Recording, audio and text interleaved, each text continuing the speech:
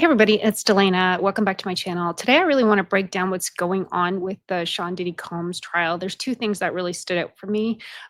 One, they're saying that the defense is saying a lot of what the prosecution is bringing up is things that are bad but not illegal. Like they're not debating whether the guy's an asshole or not, or he did kinky things. They're saying yes, he did, but those things aren't illegal.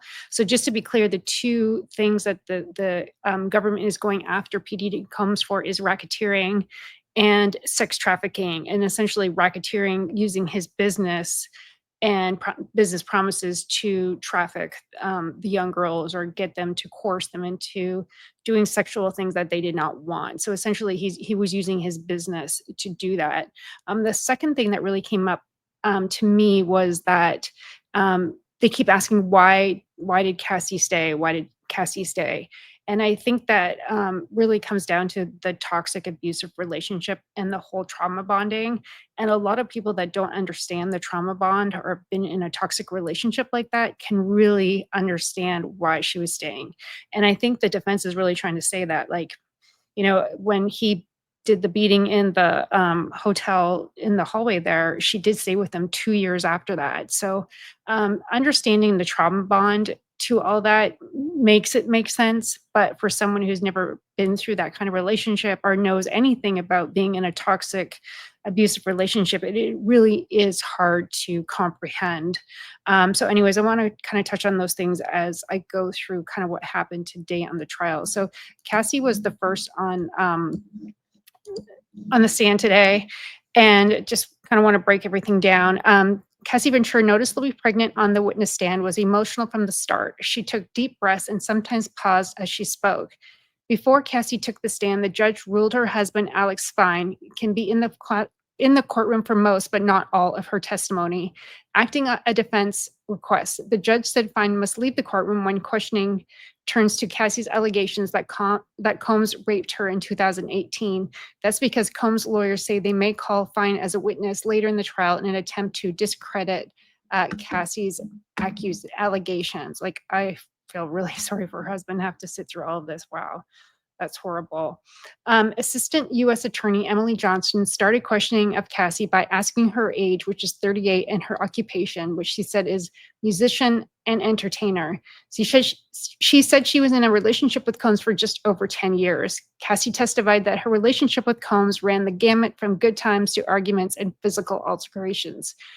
If they were violent arguments, it would usually result in some sort of physical abuse and dragging, just different things, Cassie told jurors. She testified that Combs would mash her head, drag her, kick her, and stomp her in the head when she was down. Asked how frequently Combs became violent with her, Cassie softly responded, too frequently. And again, that goes to the whole trauma bonding thing. So the trauma bond is like, it's like a cycle. So you have the great period, you have the love bombing period, it's all great, everything's fine. And that person is the person that you love. And all of a sudden, it's like I used to like the wind blows or something happens, and you don't even know what it is half the time. Like a bomb went off in their minds, and all of a sudden, like it's shit everywhere, and you half the times you don't even know what the hell went on. Cassie mentioned a couple of times in her testimony, she's like, I just never knew what kind of mood he was going to be in because and you kind of act accordingly. It's like people that grow up in an abusive home really learn to read the room very well because they have parents that come home from work or whatever, and they can feel the tension. They can feel what kind of mood their parent is going to be in. So I thought that was very interesting. She said that they had a house when they moved to LA. He had a house, and her house was within walking distance, and he would just come over. He had a key, and she just never knew when he came over what she was going to get. But then there's times, and again in her testimony, she talked about how, like, why did you stay with him? And she's, because I loved him. And I think she was always looking for that love bombing period again. And then it comes back out. And that's how they keep you going in the cycle, because they throw the love bomb out there and they keep you going around and around in the cycle. When the prosecutor questioned her about Freakoff, she said she was barely 22 when Combs first asked her to do them. She said she was confused, nervous, but also loved him very much. Freakoffs were the highly orchestrated sex parties, which she said stemmed from Combs' interest in voyeurism. They would entail hiring an escort and setting up this experience so that I could perform for Sean, Cassie said. Asked how she felt when Combs first proposed engaging in a freak-off, Cassie said, I just remember my stomach falling to my butt, just the nervousness and confusion in that moment. She said she didn't feel like she could say no to Combs because she didn't know what no could be or what no could turn into, which she said she learned could include violent and blackmail threats. Sean controlled a lot of my life, whether it was career, the way I dressed, everything. I just didn't have much say in it at the time, Cassie testified. Shown still images from the now infamous 2016 security camera footage of Combs beating her at an LA hotel. Cassie said prior to the altercation, we're having an encounter called a freak-off, and I was leaving there. Elaborating on why she felt it was so difficult to refuse Combs' demands, Cassie reiterated her fears of violence and blackmail videos from freak-offs being disseminated on the internet. Sean is a really polarizing person, also really charming, Cassie said. It's hard to really be able to decide in that moment what you need when he's telling you what he wants. I just didn't know. I just didn't know what would happen.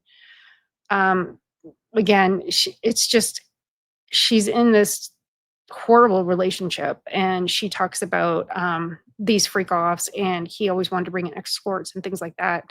But she always said, I just wanted to be alone with them. I just wanted that whole almost like respite period where we could just get along. I think she loved him, and she was just craving the good times.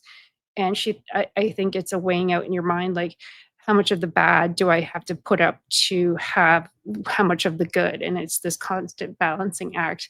But when he's controlling every aspect of your life, from the houses you live in, from the money you're getting, and also I think that for her, especially, a lot of the coercion was not only did she force her to do it, but and the fraud of it all is that he was promising her, I think it was 10 albums or something like that.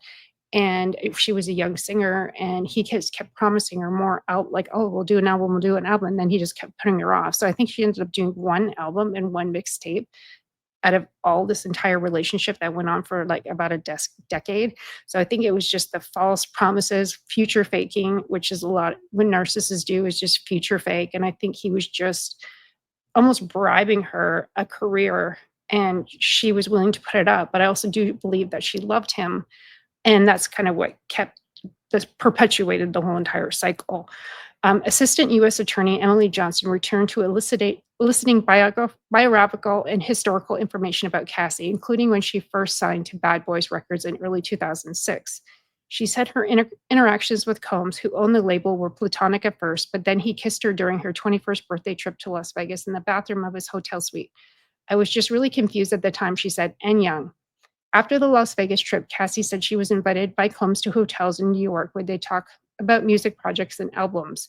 When Assistant U.S. Attorney Emily Johnson asked what else happened at hotels, Cassie took a deep breath and said she was introduced to the idea of oral sex at the hotels. Cassie also noted that Combs, 17 years older than her, and that was sexually inexperienced when they first got together. She said she eventually had sex with Combs on a boat during a trip to Miami. She said she had wine in the afternoon, and then Combs introduced her to ecstasy for the first time. After that, she said she felt closer to the rapper and producer, started spending more time with him, and thought at that time that they were in a monogamous relationship. In hindsight, she said she knows that wasn't the case. Asked why, she responded, Sean Combs had many girlfriends. Over time, Cassie testified Combs became increasingly controlling and sometimes was violent. You make the wrong face, and the next thing I know, I was getting hit in the face, she said. Cassie said if she didn't respond to his call right away, there would be incessant calls until she did, and Combs' staff, including security workers, would join in the pursuit. Cassie said that as a birthday present, Combs rented her a Manhattan apartment a few blocks from where he had lived. Another apartment Combs rented for Cassie in Los Angeles was just 3 minutes down from his home, and he sometimes drove a golf cart to get from one residence to the other. She noted that the rap star paid her rent at apartments close to his residence in New York and later in Los Angeles, had his own set of keys, and made a lot of unannounced visits. In the beginning, Cassie said she was insanely jealous. She said that resulted from being super young. I didn't get that he was him, and he would say, I'm Puff Daddy. Puff Daddy has many rules, like the company of women. She recalled, she said that as times passed, she came to believe more than not that they were in a monogamous relationship. He expected of me, so I assumed it was the same, she said. Combs told her, I'm not dealing with anyone else. It's just us. Just before the break, Cassie testified the longest freak-off she was involved in lasted 4 days. Wow. Um, Exhausting. Oh my gosh. The freak-offs became a job, she said, noting that other encounters took anywhere from 36 to 48 hours. The marathon sessions frequently required periods of recovery from dehydration, fatigue, and drug use, she said. Johnson pressed Cassie to explain what happened to her music career and the 9 albums that were never released. Cassie said she created hundreds of songs, some of them which were released on the internet prior to proper release, and some just didn't see the light of day. Cassie testified that much of her week went towards the freak-offs. Cassie recalled an incident in which Combs left her during a freak-off at his Los Angeles home to confront rival record executives Suge Knight at Mel's Dine-In in a landmark diner nearby. Combs sprang into action after his bodyguards came in and told him of Knight's whereabouts. She said Combs and the bodyguard, dressed in black clothes, grabbed guns from a safe and loaded into an SUV, she said. I guess I was crying. I was screaming, like, please don't do anything stupid, Cassie testified. I was really nervous for them. I didn't know what they were going to do, she said. It's like I wasn't even there. Cassie said Combs later returned, but she didn't say if he told her what happened. It's unclear if he ended up encountering Knight at the diner. Cassie said Combs was really happy with her after her first freak-off. Cassie said her first freak-off happened when she was 22, and when it was done, she felt dirty and confused, but also relieved that Combs was really happy with me, that I did something right. It seems like a very much almost like parent-child relationship. I think he started calling her, or she called him like Papa or something like that, and he called her Cece. Almost, I think she called him the nickname that she had for her grandfather, which is kind of really weird. Cassie said she felt obligated, and she was soon doing freak-offs weekly, with the final one occurring in 2017 or 2018. Each freak-off was very choreographed experience, which would require about 10 large bottles of Johnson brand baby oil. Cassie described one occasion when a blow-up pool of baby oil and lubricants was placed in a hotel room, and she was told to get inside in her outfit and shoes. I guess that's where they got the cases and cases of baby oil being sent to his house. And I heard it was an insane amount of cases of baby oil that were sent to his house. Cassie said she used drugs during every freak-off she participated in. When the prosecutor asked her why, Cassie replied, "For me, it was dissociative and numbing. I couldn't imagine myself doing any of that without having some sort of buffer, a way to not feel it for what it was really was, which was emotionless sex with a stranger that I didn't really want to have sex with." Cassie identified some of the male escorts allegedly hired for freak-offs. While their photos were displayed on courtroom monitors, she knew by name, others only by nicknames, including the Punisher. Yeah, apparently she would find them. That was part of her job, was to find the escorts. And I think they were paying them between $1,500 and $6,000 per session. Um, um, Cassie said she was heavily objected during the freaks-offs. Cassie testified that she tried to speed up freak-off sex acts with male workers so she could get to the part she liked, alone time with Combs. She said Combs dictated every aspect of the encounters and that he'd get mad if they ended too soon. It was his fantasy, she said. He was controlling the whole situation. He was directing it. Cassie said sometimes Combs would make her repeat sex acts with the escorts. On other occasions, she said multiple escorts were involved. I was being heavily objectified by men in that scenario, she testified. Combs didn't always stay in the room to watch Cassie have sex with male workers. She said sometimes he'd go to another room and watch them via FaceTime, the iPhone video call app, she testified. Yeah. Cassie said Combs' staff had access to freak-off videos.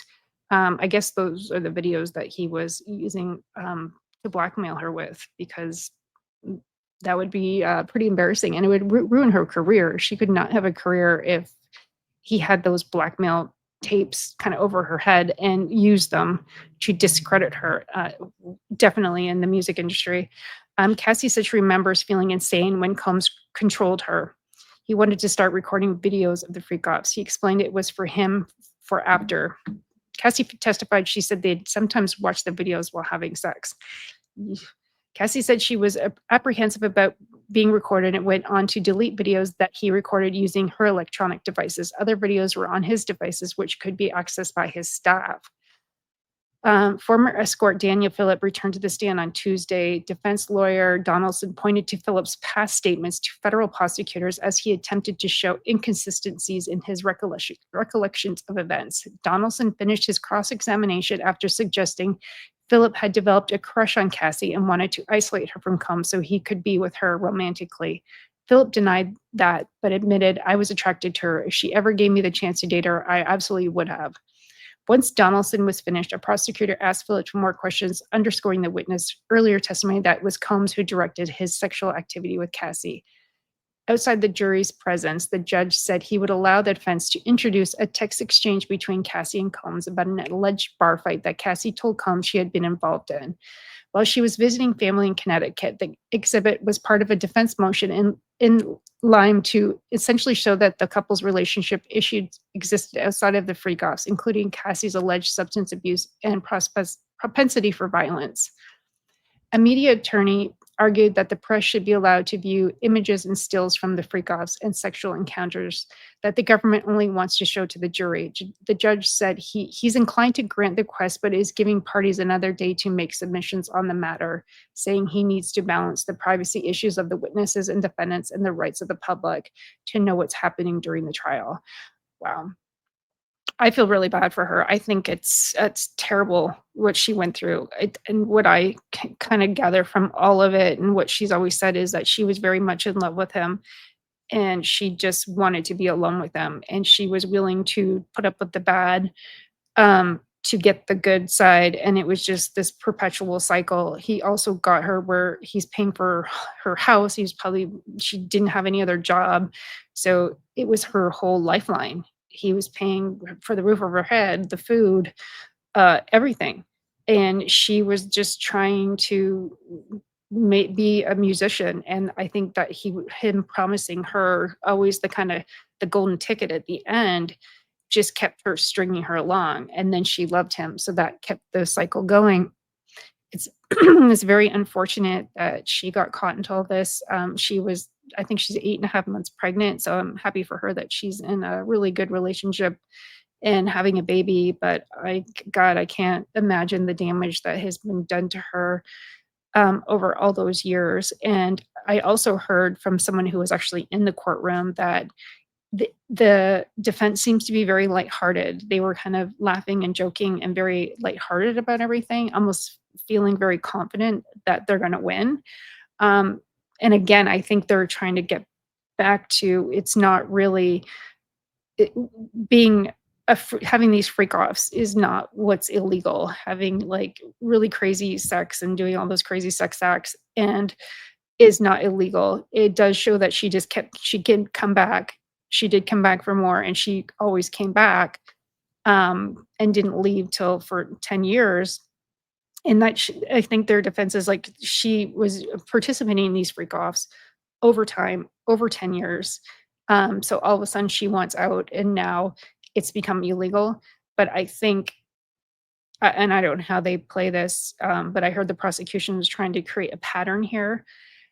But it's when you're in that abusive relationship, it's so hard to get out of. She was just being so abused. He put her down so much. I'm sure her self-worth was just like in the toilet and she just could not get out of it. And I think she was just keep hoping that things would turn around. Maybe he'd get tired of it.